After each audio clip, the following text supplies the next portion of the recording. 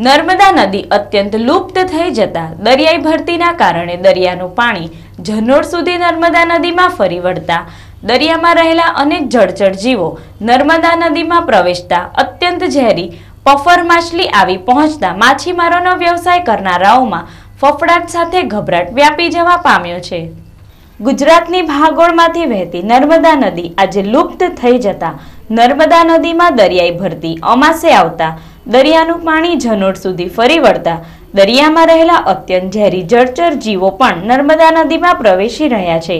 ત્યારે ભરૂચના ઝાડેશ્વર નીલકંઠેશ્વર નર્મદા ઓવારે નદીમાં માછીમારો માટે ઝાડ નાખવામાં આવતા ઝાડમાં અત્યંત ઝેરી અને તેના કાંટા તથા ચામડીમાં પણ ઝેર હોય તેવી પફર માછલી ઝાડમાં આવી જતા માછીમારોમાં ગભરાટ જોવા મળ્યો હતો। અત્રે ઉલ્લેખનીય બાબત એ છે કે પફર નામની માછલી અત્યંત ઝેરી હોવા છતાં તેનું ઝેર કાઢ્યા બાદ જાપાનના લોકો આ પફર નામની માછલીને આરોગી રહ્યા હોવાનું માછીમારોએ જણાવી રહ્યા છે।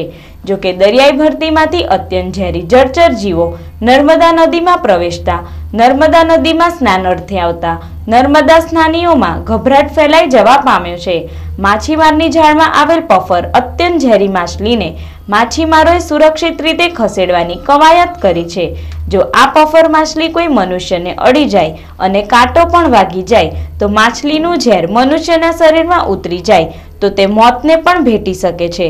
હાલ અત્યંત ઝેરી માછલીના કારણે માછીમારોમાં ફફડાટ સાથે ગભરાટ પણ પ્રસરી જવા પામ્યો છે।